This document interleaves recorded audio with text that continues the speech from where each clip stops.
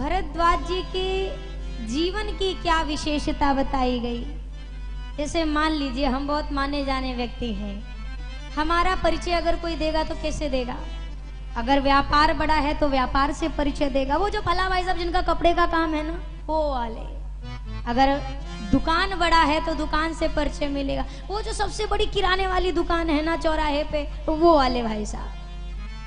खेत खलिहान बड़ा है तो जिनका सबसे बड़ा चक है ना खेत का वो वाले साहब। नौकरी बड़ी है तो नौकरी से परिचय मिलेगा। पर जरा सोचा जाए कि ये जितनी चीजें हैं ये कब तक चलने वाली हैं। भरद्वाज जी का परिचय किस चीज से दिया जा रहा है?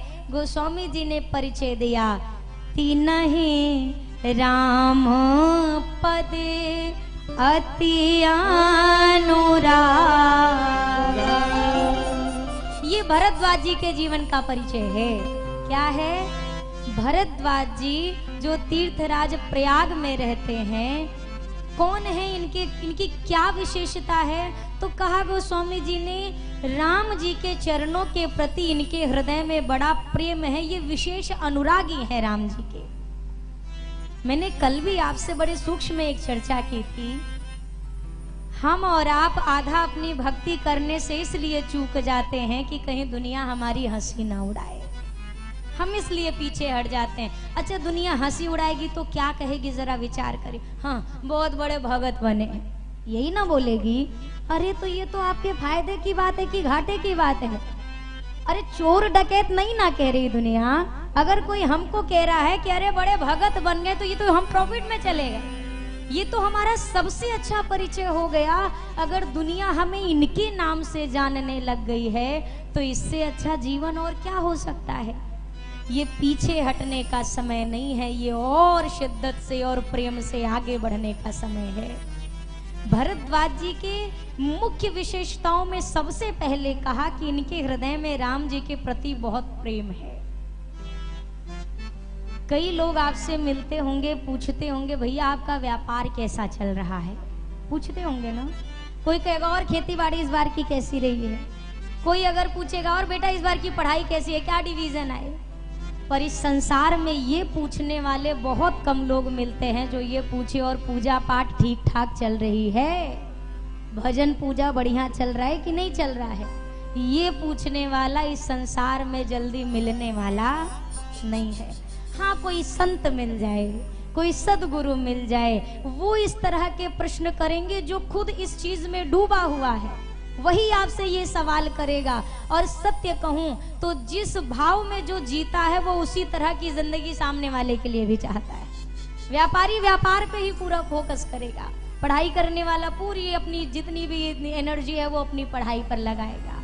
पर भक्त अपने पूरे जीवन की सारी ऊर्जा अपने भक्ति पर लगाता है। और भक्त जिससे भी मिलता है उससे यही चाहता है कि भैया भजन कर लो, इसके अलावा दोबारा ये समय मिलने वाला नहीं है। भरद्वाज जी महाराज के आगे विशेषताओं में कहा गया, तापस समदम दया निधाना परमारथे पथे परम सुजाना। भरद्वाज जी की अगली विशेषता क्या है? ये तपस्वी हैं। सम कहे तो इनका मन इनके वश में है, दम कहे तो इनकी समस्त इंद्रियां इनके वश में हैं। परमार्थ के पथ पर चलने वाले अति सज्जन संत हैं।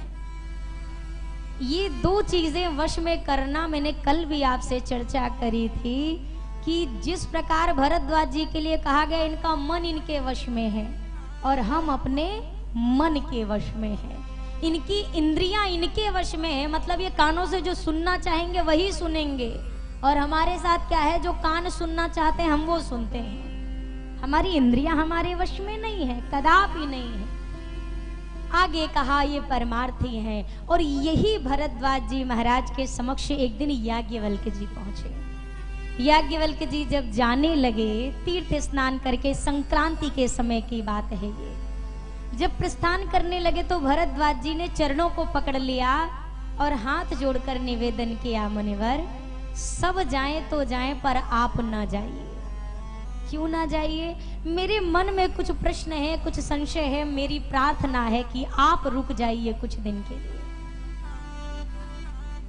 कौन केवल मुख से कह रहा है और कौन वास्तव में उस व्यवहार में जी रहा है, ये उसके नेत्र बता देते हैं। जब किसी के यहाँ मेहमानी पे जाइए तो आदमी मुहुआ से तो कहिबे करता है एक आध दिन और रुक जाते तो अच्छा लगता, पर मनवा में कहता है चले जाओ भगवान, बस अब तुम पधारो, बहुत दिना से आए हो। एक संत पहुंचे एक घर में, सारा सामान गाड़ी में पैक हो गया, निकलने का समय हुआ तो घर के एक छोटे से बच्चे ने कहा महाराज जी आप जा रहे हैं, हमको अच्छा नहीं लग रहा, एक दिन और रुक जाते तो बढ़िया था। अब बच्चे का ऐसा भाव देखा, उतरा चेहरा, तो महाराज जी ने उसे गोदी में बिठाया, बोला बेटा तुम ये बात हमसे सुबह तुमने कही होती तो मैं पक्का रुक जाता।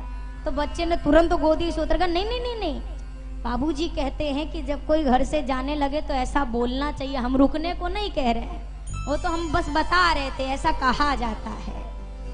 पर भरद्वाज जी के हृदय में ऐसा नहीं है।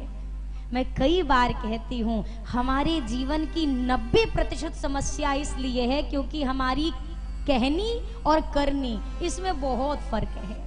हम मुख से भी भगवान के पास जाकर कहते हैं भगवान आपके सिवा कोई नहीं है, मन से जिस दिन ये बात कह दोगे ना भैया, फिर आपको जुबान से दोबारा कहने की आवश्यकता नहीं पड़ेगी। हमारा मुख कुछ और कहता है, हमारा मन कुछ और कहता है। अरे मुख और मन में जो फर्क है इससे दुनिया धोखे में आ जाती है, और दुनिया बनाने वाला धोखे में आएगा क्या? वो तो सबके मन की बात जानते हैं, उनके सामने आप क्या और क्या झूठा और क्या सच्चा रखेंगे, वो तो सब जानते हैं। किसी ने कहा चींटी के पग नूपुर बाजे वो भी साहब सुनता है। चींटी के पैर में पायल बांध दो तो भगवान उसकी आवाज भी सुन लेते हैं। कितनी बड़ी चींटी होती है, उसके पैर में पायल बांधने के लिए कौन सा ऐसा जौहरी है जो उसके पैर की पायल बनाएगा? चलो बना भी दिया तो कितनी तेज उसकी पायल बजेगी, भगवान वो भी सुन लेते हैं। और हम कभी कभी शिकायत करते हैं दुनिया की सुन रहे हो, हमारे बेरी में आप कान बंद कर लिए हो। वो किसी के बेरी में कान नहीं बंद करते, अभी हमको बुलाने का ढंग नहीं आया है।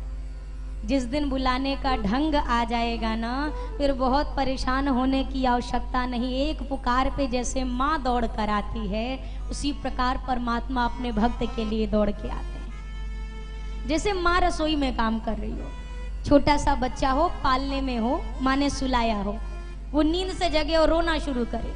अब माँ आटा गूंथ रही है। अब जैसे बच्चे ने रोना शुरू किया तो माई आई रसोई से, उसने अपने बच्चे को एक गुनगुना पकड़ा दिया, वो जो बजने वाला खिलौना होता है, गुनगुना। अब बच्चा अगर गुनगुना पाके लगा गुनगुना बजाने तो माई क्या करेगी? रुकेगी कि चले जाएगी रसोई में दोबारा? बोलिए जाएंगी ना दोबारा? क्या तो अब तो चुप हो गया। लेकिन अगर वही बच्चा गुनगुना भी फेंक के रोना शुरू करे तो अब माँ हाथ धो के आके गोदी में उठाएगी कि नहीं उठाएगी? एक बच्चा भी अपनी माँ के लिए तब तक रोता रहता है जब तक उसकी मैया उसको गोदी में न उठा ले। हम भगवान के लिए कितनी बार रोए हैं, जरा याद करिए। आखिरी बार आंसू कब निकले थे? अपने दुख से नहीं, अपने से तो अभी को तो 2 मिनट में रोने लगे, अपने दुख से नहीं, भगवान की याद में कितनी बार आंसू निकले हैं। जरा वो लास्ट तारीख याद करिए कि कब इनको देखा और आंख से आंसू छलक पड़े, कब इनकी ऐसी याद आई कि अचानक आप रोने लगे। घर से बेटा बिटिया दूर होती है ना, तो माई को आधी रात में भी ख्याल आ गया तो माई बाप रोने लगते हैं। भगवान को याद करके कभी आंख से 2 बूंद आंसू गिरे हैं क्या?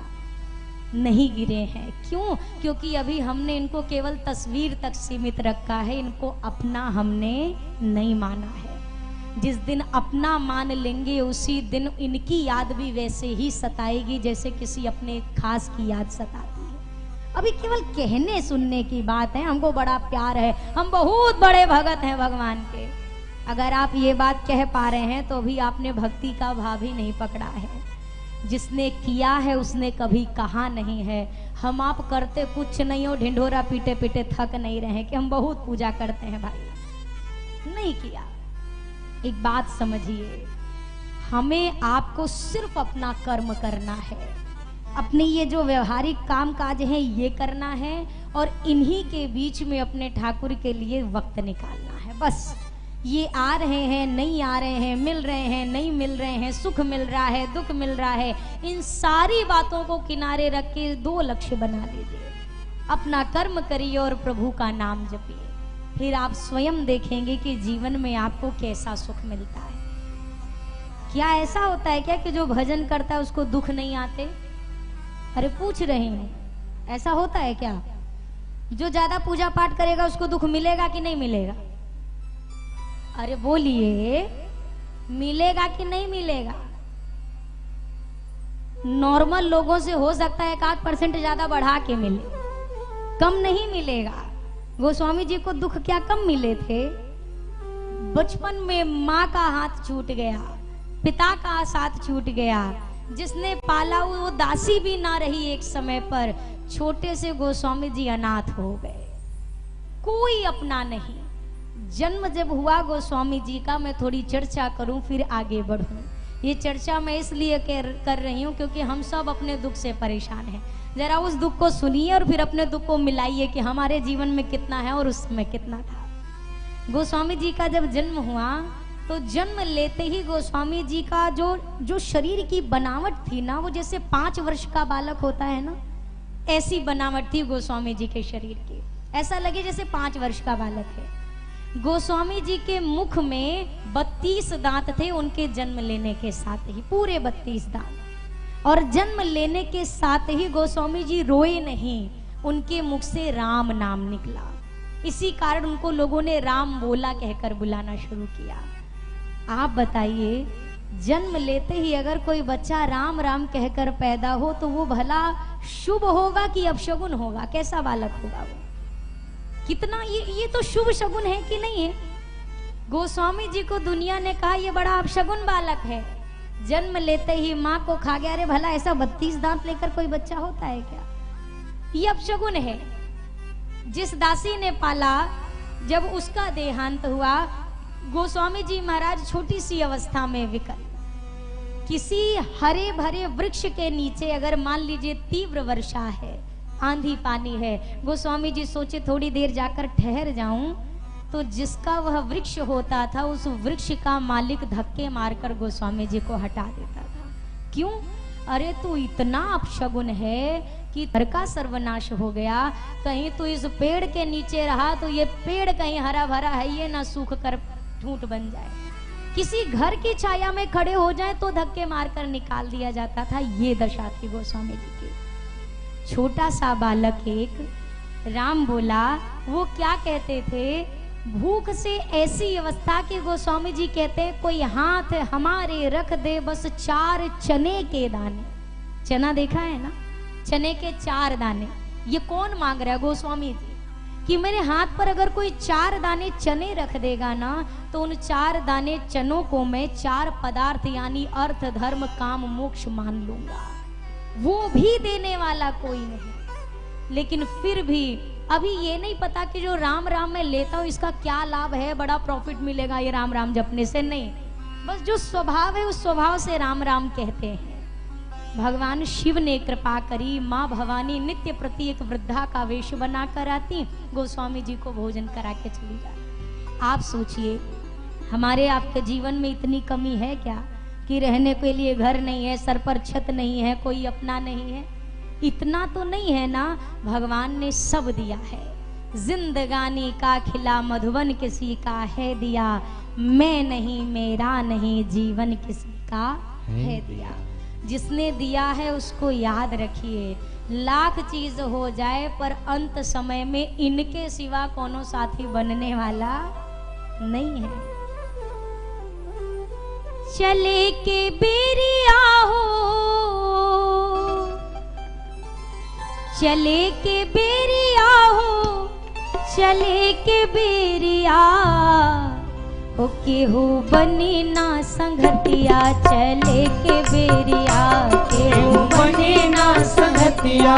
चले के बेरिया, केहू बनी ना संगतिया। चले के बेरिया, केहू बनी ना संगतिया। चले के बेरिया।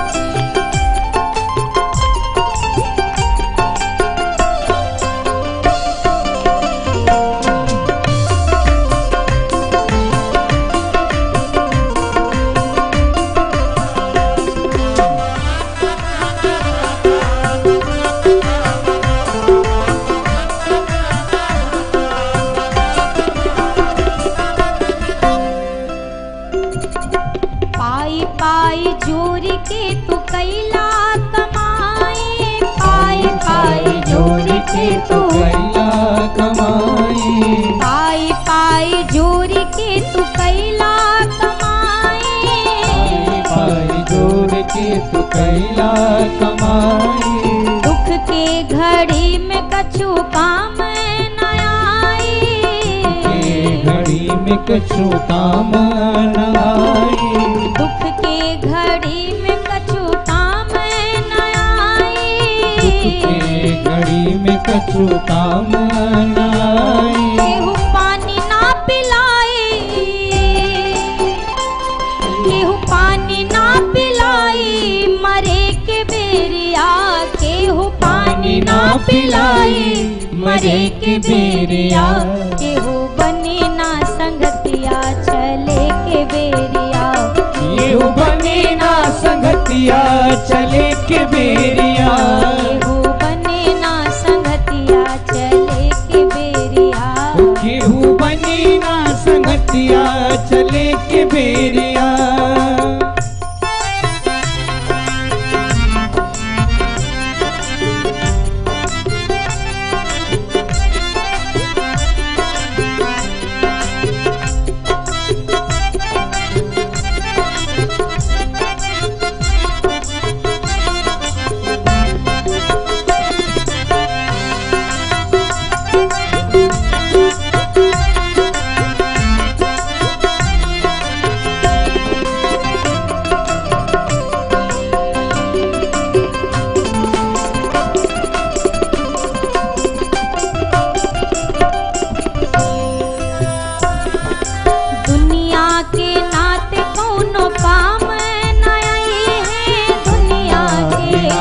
कौन काम नहीं है। दुनिया के नाते कौन काम नहीं है। के नाते कौन काम नहीं है। काम परे पे सब पीठ दिखाई है। परे पे सब पीठ दिखाई है। काम परे पे सब पीठ दिखाई है। परे पे सब पीठ दिखाई है। ये काम नहीं आवे फंसे के बेरिया। ये काम नहीं आवे फंसे के बेरिया। केहू बने ना संगतिया, चले के बेरिया। केहू बने ना संगतिया, चले के बेरिया। केहू बने ना संगतिया, चले के बेरिया। केहू बने ना संगतिया, चले के बेरिया।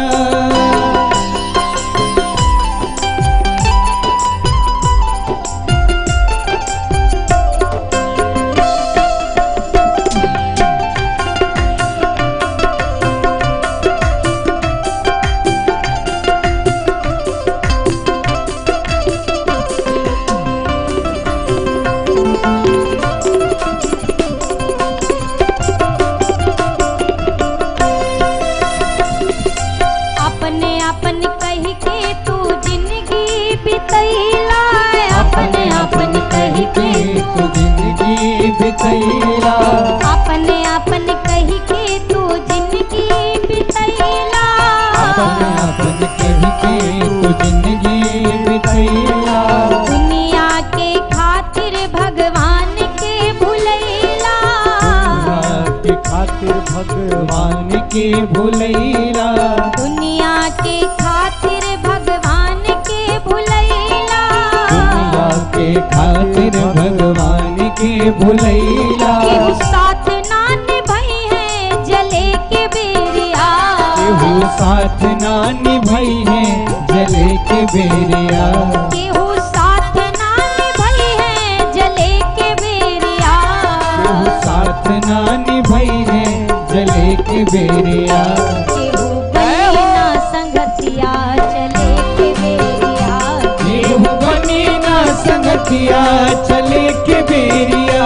केहू बने ना संगतिया, चले के बेरिया।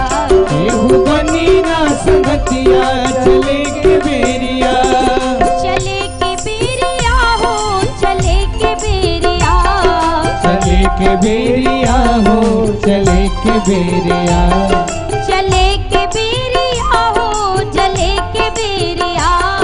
चले के बेरिया हो, चले के बेरिया। केहू बने ना संगतिया, चले के बेरिया। केहू बने ना संगतिया, चले के बेरिया। केहू बने ना संगतिया, चले के बेरिया। केहू बने ना संगतिया,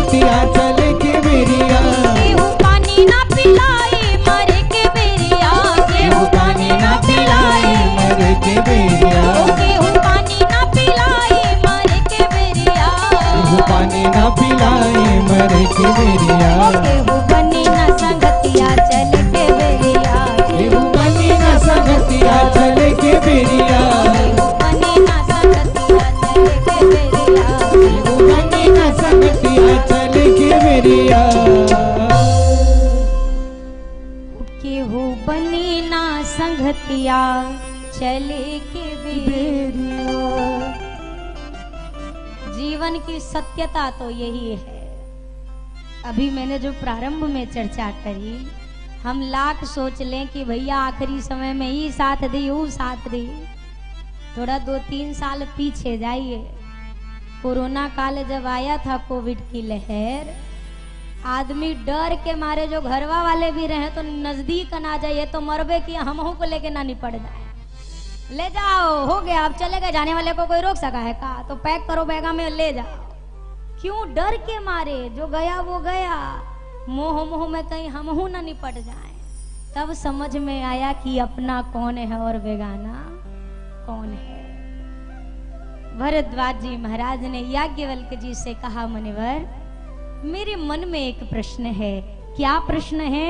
और आप सब भी ध्यान से सुनिए, क्योंकि राम कथा का मूल यहीं से शुरू हो रहा है कि कैसे कैसे ये कथा का क्रम आगे बढ़ता जाएगा। और मैं पूछूंगी फिर से आपसे कि वो प्रश्न क्या था। भरद्वाज जी ने याज्ञवल्क्य जी से कहा, राम कवन प्रभु पूछहूं तो ही। राम कवन प्रभु पूछहूं तो ही। कहिए बुझाई कृपा निधि मोहि। कहिए बुझाई कृपा निधि मोहि। एक राम अवधेश कुमारा। एक राम अवधेश कुमारा। तिन्ह कर चरित विदित संसारा। तिन्ह कर चरित विदित संसारा। नारी विरह दुख लहे अपारा। नारी विरह दुख लहे हुआ पारा। भयउ रोषि रन रावण मारा। भयउ रोष रन रावण मारा। भरद्वाज जी ने प्रश्न पूछा कि मुनिवर ये बताइए राम जी कौन है? क्या प्रश्न था? राम जी, अरे बताइए राम जी कौन है? ये सवाल कौन पूछ रहा है? जिनके लिए गोस्वामी जी ने सबसे पहले स्टार्टिंग में बड़ी सी लाइन में लिखा, तीन ही राम पद अति अनुरागा। वो भरद्वाज जी सवाल पूछ रहे हैं कि राम जी कौन है। क्यों ऐसा पूछ रहे हैं जानते हैं? क्योंकि भरद्वाज जी महाराज जानते हैं कि जब तक मैं स्वयं को अज्ञानी नहीं समझूंगा और इस तरह के प्रश्न नहीं करूंगा, तब तक मुझे राम जी की पूरी कथा मिलने वाली नहीं है। इसीलिए याज्ञवल्क्य जी के सामने ऐसा दिखाया कि मानो मुझे कुछ नहीं पता। मुनिवर राम जी कौन है, जरा एक बात बताइए। एक छोटे से बच्चे से भी अगर प्रश्न किया जाए, बेटा राम जी को जानते हो कौन है, तो कुछ नहीं तो इतना तो बता ही देगा कि अयोध्या में रहते हैं, इतना उसको भी मालूम है। तो क्या भरद्वाज जी जैसे संत को नहीं पता है जिनके हृदय में राम जी के लिए अगाध अनुराग है? लेकिन फिर भी भरद्वाज जी ने कहा, आप कृपा करके बताइए कि राम जी कौन है। याज्ञवल्क्य जी ने कहा, आप राम जी को नहीं जानते? भरद्वाज जी ने कहा, जानता हूं एक राम जी को। कौन से राम जी? बोला, एक राम अवधेश कुम्हारा, तिन्ह कर चरित विदित संसार। एक राम जी जो दशरथ जी के पुत्र राम जी हैं, मैं उनके बारे में जानता हूं। याज्ञवल्क्य जी ने कहा, तो जब आप राम जी को जानते ही हैं तो फिर आपने प्रश्न क्यों किया? बोला, नहीं, प्रश्न ये है मेरा कि जिन राम जी के विषय में मैं जानता हूँ वो दशरथ जी के पुत्र राम जी, और जिन राम जी का नाम भगवान शिव जपते रहते हैं वो वाले राम जी, ये दो अलग अलग हैं कि एक ही है? यानी क्या दशरथ जी के पुत्र राम जी का ही नाम भगवान शंकर जपते हैं? क्या उन्हीं के जो राम जी है वही दशरथ जी के पुत्र बनकर आए हैं? यही प्रश्न है। राम जी मूलतः क्या दो हैं क्या? राम जी कितने राम जी हैं संसार में? कितने राम हैं? एक ही ना है। भरद्वाज जी तो राम कथा सुनना चाहते हैं, इसीलिए ऐसा दिखा रहे हैं कि मुझे नहीं पता। पर आज की दुनिया में आपको ऐसे ज्ञानियों की कमी नहीं पड़ेगी जो आपको ऐसा आकर भ्रमित करेंगे। मुझे अच्छे से स्मरण है, एक बार मुझसे किसी ने पूछा आप कौन सी कथा करती है? मैंने कहा राम कथा, श्री राम कथा गाती। कौन से राम की कथा? हम हूँ आश्चर्य में आ गए, 2-4 राम हैं। कहा हम तो एक ही गाते गाते 12-13 साल बीत गए। कितने राम हैं? बोला अरे आपने कबीरदास जी की बात नहीं सुनी? एक राम दशरथ का बेटा, एक राम घटघट में बेटा, एक राम का सकल पसारा, एक राम सब जग से न्यारा। बताओ 4 हुए कि नहीं हुए? इनमें से कौन वाले की कथा आप गाते हैं? हमने कहा ये जितने के आगे एक लिखा है हम उन्हीं एक राम जी की कथा गाते हैं। राम जी अलग नहीं है, अपने भक्त के भावानुसार वही भगवान कृष्ण बनकर आए, वही मेरे रघुनाथ जी बनकर आए, वही नरसिंह बनकर आए, वही कश्यप वाराह बनकर आए। भगवान अलग नहीं है, भगवान एक ही है। और जब भी आपके सामने कोई ऐसी उल्टी पलटी बात लाकर रखे तो उनको दान दक्षिणा देकर 2 मिनट में विदा करिए। ऐसे लोगों के चक्कर में 1 मिनट मत फंसिए नहीं। अपने दिमाग का कचरा आपके खोपड़ी को बनाएंगे डस्टबिन और अपनी खोपड़ी का सारा कचरा भर देंगे आपकी खोपड़ी में। अब उनकी खोपड़ी तो हल्की, आप कूड़ा लिए फिरते रहिए जिंदगी भर। अभी का है, इससे बढ़िया भैया आप ज्यादा जानकार हैं, हमको तो कुछ पता ही नहीं है। इतना कहने से अगर आप किसी तर्क कुतर्क से बच रहे हैं तो यही काम करिए। हनुमान जी को भी जब राम काज करने जाना था, सुरसा मैया खूब बढ़ने लगी। हनुमान जी अपना स्वरूप विस्तार करें और सुरसा अपने मुख का विस्तार करे। जब तक बढ़ना था तभी तक हनुमान जी बढ़े, लेकिन जब देख लिया कि ये रुकने वाली नहीं है तो हनुमान जी ने सोचा बढ़ने में फायदा नहीं है, छोटका बनने में फायदा है। कार्य आपका लक्ष्य कैसे पूर्ण हो रहा है, आपका राम कार्य कैसे पूर्ण हो रहा है, इस बात पर विचार करिए। भरद्वाज जी से याज्ञवल्क्य जी ने कहा मुनिवर, राम भगत तुम मन क्रम बानी, चतुराई तुम्हारी मैं जानी। आप राम जी के भक्त हैं ये मैं जान गया। किसके लिए कह रहे हैं? जिन्होंने अभी अभी 1 मिनट पहले कहा हमको पता ही नहीं कि राम जी कौन है। उनके लिए याज्ञवल्क्य जी ये बात कह रहे हैं कि आप राम जी के मन से, वचन से, कर्म से पक्के भक्त हैं। पर मैं आपकी चतुराई समझ गया। आप अज्ञानी बनकर, मूढ़ बनकर राम जी की गूढ़ कथा पाना चाहते हैं। भैया, जीवन में अगर कुछ प्राप्त करने की इच्छा हो तो पहले स्वयं को खाली करना पड़ेगा। दूध वाले भाई साहब दूध देने आए तो आपको अपना भगोना खाली लेकर जाना पड़ेगा। भरे भगोने में अगर दूध डाला जाएगा तो दूध टिकने वाला नहीं है।